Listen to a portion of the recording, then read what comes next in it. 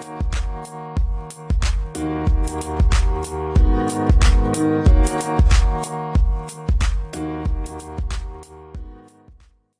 up, guys? Welcome back to episode 4 of the Desk Mount Therapy Podcast.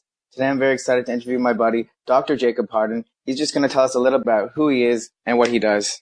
Hey, everyone. So as David said, I am Jake Harden, known affectionately online as Dr. Jacob Harden, but I do just go by Jake. And I am a sports chiropractor down in Orlando, Florida. And I treat patients out down here, as well as travel and teach seminars on injury prevention and management with my company, Prehab 101. How did you get started with chiropractic and prehab? Well, chiro I kind of fell into. I was living in Florida at the time. I had finished a pre-med degree at the University of Texas, and I was kind of at this in-between point in my life where I didn't really know what I wanted to do.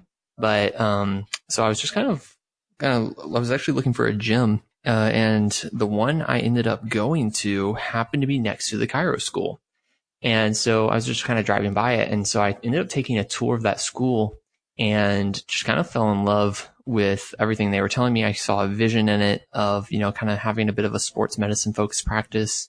And so I joined in right then and there and started that. So I really just kind of dove in headfirst on it. As far as prehab goes, that was more so me blending my, I would say, clinical knowledge with me being a meathead and just training for years, being into powerlifting and all that, and just kind of understanding that, staying healthy is probably the best way to win in the long term. That's cool. And your Prehab 101 has evolved a lot these days. Did you see it what it is now when you first started, or is it more like something you had an interest in? No, I never even planned for it, honestly. So it started, I guess, last June. There was a girl from Argentina that reached out to me and asked if she could just come to my clinic and learn from me for like a weekend. And for my whole personality is like, well, that sounds like a new fun challenge. Let's do that. So I took that on, and she came in and we went over a bunch of stuff over the course of 3 days. That I felt that she could take back and, help her people with. And then I ended up just putting up a picture of that on my social media about I had so much fun doing this. It was a great experience. And then all these other people started asking me for it. So I had this gym up in Vancouver reach out, the bar, strength and conditioning, and they asked me if I wanted to do a larger group seminar up there. And again, my personality, that's a fun new challenge. Let's do it. So that was where I actually developed the course for the first time, was for this large group. And that was last August. And so I went up there. It was a great thing. And I was like, you know what? I just fell in love with it. This is amazing. This is exactly what I want to be doing. And so I decided I wanted to do an entire seminar tour this year. And I, put it out on my social media. I asked, where should I go? All this stuff, and got good responses. So it just kind of grew like crazy. I say it's overnight, but it's the product of putting in 3 years of work on social media up until that point before it actually kind of blew up, I would say. Can you tell the listeners a little bit more about your kind of rehab process and how it's different? Sure.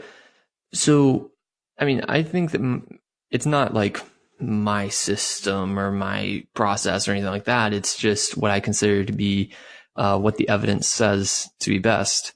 And so, I'm very much focused on helping people get back to full function for them, whatever that is, and their meaningful activities. So that, if you come to me with a shoulder issue, I'm not going to treat your shoulder issue the same way I would treat your best friends, unless y'all are literally presenting with the exact same thing, wanting to get back to the exact same activities, and you're limited in the exact same way. But because people have different goals, and somebody might need to just be able to put their dishes away, and someone else might need to throw a 100-mile-an-hour fastball. And those are two very different processes to get people back to that. So what I'm really focused on is identifying things that you can't do currently, identifying the current limitations, helping you figure out what is the path going to be to come past that and then get back to what you want to do. because to me, the injury is more about the limitation than it is about the pathology. What we see so much in literature now is so much pathology is also seen in people with no pain and no limitation. So can we even call it a problem in the first place if there's no limitation associated? And that's kind of that driving thought that I have is I really want to be function focused and helping people get back to what is it that is, what is it that you want to do and getting past what's currently limiting you. For those of you who don't know exactly what prehab is, can you explain a little bit why it's so important, especially how it's related to physical fitness? So someone who is more a gym goer would want to have an incentive to start focusing on their prehab. So prehab is just basically anything that is going to help you reduce risk of injury. So, that a lot of it is, just setting up good training. Like training in general is prehab and getting stronger is prehab. I think there's a huge misconception about what it actually is, which is why I started teaching in the first place, really in depth on that. And a lot of people see prehab as, it's just the mobility. It's just stretching. It's just these fancy band drills or whatever it is. But, it's so much more than that. It's setting up a good training program. It's making sure that you're getting stronger over time. It's managing your recovery and your rest, etc. And it is all that other stuff too. But, why should you care about that? Well, because you don't want to get hurt. You want to make sure that you're not just training this week. You want to be training, next year and 10 years from now and 20 years from now, on and on and on. And the best way to make consistent progress is to not have setbacks. So if you don't want to have a setback, then you want to stay healthy. Yeah, it sounds like prehab's different for everyone, just like your approach to the treatment and the different shoulder injuries. One person could be longevity, one person could be fitness, one could just be enjoying their life without pain. And it's all really important. I think that really encapsulates what prehab is very well, because it's what gets you going for your needs. Yeah, it's what, and you have to assess that first. You have to know what is it that you personally need in order to move forward. So that's going to, come in. What comes into that is one, knowing your goals, knowing your demands, and knowing your limitations. So, that sounds a lot like my rehab process, right? They're the same thing. They're just on a spectrum to where, a rehab process might have a lower starting point versus in a prehab process, the focus is a bit different. You're just trying not to get hurt. So you just have to figure out maybe like, where do I need to be a little bit stronger? Where do I need to move a little better? Where do I need to recover a little better? And kind of attack that. So do you see it as more like an individual approach, something that somebody could implement on their own? Or do you think some people would find it hard to know like what their limitations are? I think that most people can probably do it on their own with a little education. You just got to know what you're looking for. So, we talk about like soreness, like, 2-3 days of soreness after a workout is 100% normal, but like, when does it become not normal? And so we can educate somebody on like, that 48 to 72 hour window is probably pretty normal. If it's like lasting 4 to 5 days, then maybe you pushed your training volume up a bit too much and you might want to pull that back down because you might be inducing a little bit too much muscle damage on yourself. Helping people understand things like proper nutrition and hydration and the importance of sleep. These are all huge recovery factors. And, that's the stuff that makes real change, and just helping people prioritize. That's kind of what I'm about with this, is I want to give people priorities to focus on. And recovery is kind of the big, I guess, the easy one that I kind of cover, because you have things like your nutrition, hydration, sleep, fatigue management. Those are the things that actually create real change. Then you kind of have the other stuff, which just kind of makes you feel a bit better, which is things like, your ice baths, your hot showers, your foam rolling, your e-stim packs, your Theraguns, your whatever. And all that stuff is fine, but it shouldn't take the place of getting a good night's sleep and eating well and drinking enough water, etc. And I think a lot of times people want to put the cart before the horse a little bit and kind of just go with all the fancier, stuff. And then they don't necessarily focus on some of the more mundane stuff that they really need to just get their ducks in a row with. Yeah, I totally agree. We tend to get so caught up in like the mobility and the band strength, like you mentioned. I'm even guilty. For example, I used to stay up late sometimes just to get some yoga in, or even if it's midnight, just to get some stretching or foam rolling in. And then that's cutting back on the sleep, but then you don't realize how it's actually impacting you. But you're also kind of, there's a point where you kind of become almost addicted to like the way you feel after the stretching and the foam rolling. So it's hard to balance it. 100%. Yeah, So I what totally would, agree with that. Yeah. yeah, it's true because you have that.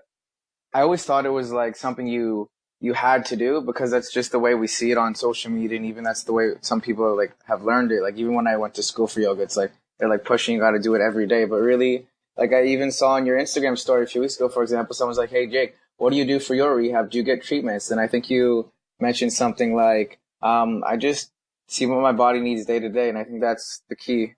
Exactly. And that, that comes from years of, experience and listening, and you're going to screw up along the way. And I've screwed up along the way. But you eventually figure it out. And I think that what we're out here trying to do is we're out here trying to help people not make the same mistakes that we made. And we're here to hopefully help people prioritize a little bit better so they get a little bit of a head start on this stuff, so that, if I broke it down into big principles, managing loads on your body are going to be the number one thing you need to focus on. Then you should probably focus on how well you move, then making sure that you have some half decent mobility to get into those positions that you need. And then also hitting up all those recovery factors at the end of the day and getting the objective recovery down first. And then if you want to, throw on all that stuff that makes you feel better. That's like the cherry on top of everything else. That's the tip of the iceberg that you see whenever everything else below it that you can't see is what actually forms that iceberg. I really like how you say half decent mobility because a lot of times people think they need to be perfect to get started, but really you just need to get started. Yeah. I mean, like everything else, mobility is just dependent upon the demand that you place. I had somebody ask me just in a comment on a video last night, what would be the ramification of having like a tight, long head of the bicep? And I was like, well, it would limit straight arm shoulder extension. So if you have some demand that needs that, then it could impact you. If you have no demand for that, it's probably not going to impact you. So mobility there probably is the least of your worries. And you could say the same thing about the hamstring. If you have a certain amount to where you can get in the position that you need, you're good. More doesn't really mean better. So you, again, figure out demand and then make sure that you can meet your demands. What would be the best advice you have for someone who, especially in terms of prehab, for someone who works long hours in the desk all day long and they have this tightness in the soreness, but they want to work out, but they're just like having issues getting into all these positions? Take it slow. And first thing first, like get out and go for a walk. It's probably the best thing. Like get some blood flowing. Stand up a few times during the day and walk around would probably help. Also, like I would say test yourself, because a lot of times people feel tight, but they're not actually tight. So there's a big difference there between when we say something is tight, we need to be referring to a limitation of range of motion. So you cannot physically get into a position. A lot of times people feel a sensation of tightness or tension. I like the word tension there better, but they have the full range of motion. So, if you have that full range of motion and you still just feel tense, well then, a good dynamic warm up and just getting some blood flowing is probably the thing that you need to do. If you actually have a limitation of range of motion, then you need to modify the exercises that you want to do so that you can work through the range of motion that you currently have. So take that tight hamstring, for example. If someone has really tight hamstrings, which means that they're not going to be able to hip hinge over super well, in that case, that might limit your deadlift. If you can't pull the deadlift from the floor with good technique because of that, then the best option is probably going to be to elevate that bar 6 to 8 inches off the ground and pull it from a block so that you can use that good technique. And this is why I prioritize movement over mobility, because you can always alter the movement to suit the mobility that you have. And So for somebody who is kind of working on that, first figure out what range of motion can you work through and have good technique, and then slowly push yourself a little bit deeper into it over time, and it will come. But you really have to have patience with it. I think that's really the key. That really hit home that one point there. Because a lot of times people just they'll just eliminate things, or they'll try something else, and they'll keep going and going through exercise until they find something that works for them. And then by the time they're done, they're just avoiding a lot of things when really they don't think about modification. It's so huge. That's a really good example, elevating the deadlift, or even trying a different example, or doing a body weight variation, a good morning. Really, really good example. Yeah, we do that all the time. There's always a way to modify the exercise. I mean, 100% of the time, there's usually a way we can modify the exercise. Yeah, it all comes down to that prehab being individual, and it also being understanding, because you can't there's a lot of people who will work all day long, and they'll be like, oh, I'm done with all this sitting stuff. I'm going to go to the gym. I'm going to be a gym superhero. I'm going to start squat benching, deadlifting. And then you see them in the gym, and they don't move well enough for those progressions. And you just really got to, again, take it day by day and respect the progressions. Because I think that's huge, to respect the progressions. You don't want to jump too fast. Yeah. And, I talk about, I use the example of my 90-year-old grandmother a lot in my seminars, because, common assessment that gets done for people in this functional movement world is an overhead squat. And I'll ask, everyone in the seminar, my 90-year-old grandmother comes to you. Are you going to assess her in an overhead squat? Or is she not functional? If she's not functional, if she can't overhead squat, and, because that leads us into this next conversation of, a lot of older people, they tend to be much more rigid through their thoracic spines. So they probably aren't going to get their hands straight up overhead in a picture perfect textbook way. So if we had, instead of having them overhead press, if we gave them just a really high incline press that worked through their range of motion, are we really changing the impact that we really have on their shoulder that much? Their shoulder's still getting really strong that way, but now we're doing it through a range of motion they can actually handle. And that gives them the best chance of progress without any discomfort or setback. And that is really putting the critical thinking component behind all this and individualizing this for the person in front of you.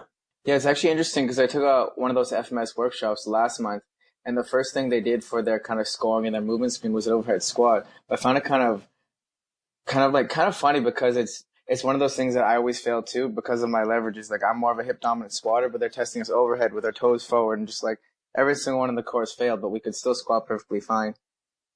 Right. And so the next question is, well, do you need to overhead squat? Because and the reason I say that, the loads applied to your body need to be the number one priority is because you don't get hurt without exposure. You must be exposed to stress in order to get hurt. So if you're never going to expose yourself in that position or to that movement under load, there's really no need for me to be able to do it perfectly. I don't need to be able to do a backflip, because I don't plan to do a backflip. I don't need to be able to overhead squat, because I have no plans to start snatching anytime soon. But the second I decide that, that's a new goal for me, I better start learning how to master that movement. Can you give us, the followers, a little bit of example of what your training is like every day, or what you do for your fitness? Sure.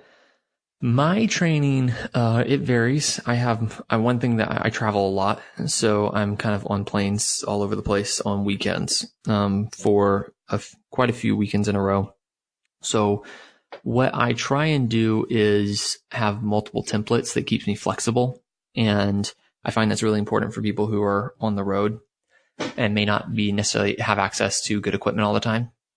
But so what I will do standardly whenever I am home is a 4-day-a-week weightlifting program, upper lower rest, upper lower 2 days rest, and then repeat.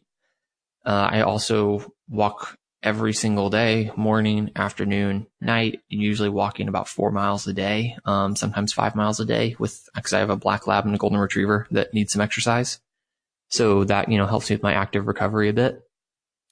on weeks that I travel, I will kind of switch up the training program a bit to do upper, lower, rest, and then a full body, because I know that the weekend's going to be shot because I'm going to be teaching and moving around and I'm going to be tired.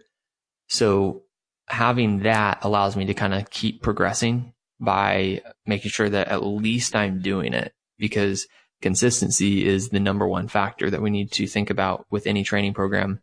So weightlifting is like my cornerstone. That's my foundation, because strength is going to be more protective than anything else that you can do. And then I try and recover, keep my heart in check, keep the cardiovascular system healthy from there. Not much of a runner, but I can if I need to. That's interesting, because you mentioned the injuries all comes down to what stresses you place around your body. And you're mentioning how strength is the biggest preventative indicator. So could you kind of explain a little bit how exactly that works for someone who's not really too into the science? Strength is protective because you have to, you're going to adapt. So you will adapt to the stresses that you apply to your body. So when we look at the literature on injury risk reduction, we see that, it's not just that more stress applied is more risk. It's, in some degree it is, but it's really more stress applied than you can handle. So if you chronically handle a ton of stress on your body will adapt to that, and you'll then be more resilient. If you don't do anything, then you're actually putting yourself at a higher injury risk, because your body's going to adapt to that and you're not going to be ready to do anything. So I actually have a really good example of this, because my 10-month-old son, he likes to tear apart our pieces of paper right now. So we give him our, junk mail, and he sits there and just rips it and has a ball with it. But I was sitting there watching him one day, and I thought about this example. If you take a piece of paper and you just, it's thin piece of paper, you can easily rip it in half. Super easy, because of how thin it is and the force that you apply to it. Take that same piece of paper, roll it up really tightly into just as tight of a rope as you can make out of it, and try and apply that same force and try and tear it. You can't. You won't be able to. And that's really what adaptation does for you. It makes a thicker tissue, a more resilient tissue, so that the same stress applied can't break you anymore. And that's really the whole goal of this whole prehab thing, is make it to where life cannot break you. I want you to be able to move your couch. It's probably the most stressful thing people ever have to do, the heaviest thing people will ever lift in their day-to-day life outside of manual labor jobs. So you should probably be able to deadlift the weight of your couch, and then for the majority of people, you're pretty well bulletproofed against life, in that regard. Obviously there's other things that must be done, but that's a good example, I think, of, how strength is more protective. It's because your body's going to adapt to it, so you can then handle more stress, and less things in life are going to be able to break you. Are there any last thoughts you'd like to share with our listeners? I would say, final thoughts there is just learn to self-assess a bit and learn to prioritize. Those are the two big things that I think people are missing. Is a lot of times people get into a shotgun approach, and the shotgun approach works for some people if you fit a very, specific, criteria, but it's not going to work for a lot of people. So if you can learn to self-assess for your own demands, your own needs, and your own limitations, and then you can prioritize based off of that, you're going to be doing really, really well. Awesome. Thanks so much for your time and all this awesome information. So for those listening who want to self-assess, definitely check out his Instagram at Dr. Jacob Harden. He has a lot of videos that teach you kind of how to assess your range of motion and how to improve it. So that's a great place to get started, to kind of learn how you can implement Prehab 101 on your own. He's also going to tell you where else you can find his content. Yeah, so Instagram is my main platform. As David said, my handle there is at dr.jacob.harden. You can also find me on Facebook, YouTube, Twitter, all that good stuff, but I am most prominent on the Instagram platform. I'm also traveling and teaching all over the world, basically, in 2019. So if you are on that IG platform, then you can always just hit the little link there and see where I'm going to be and see that schedule.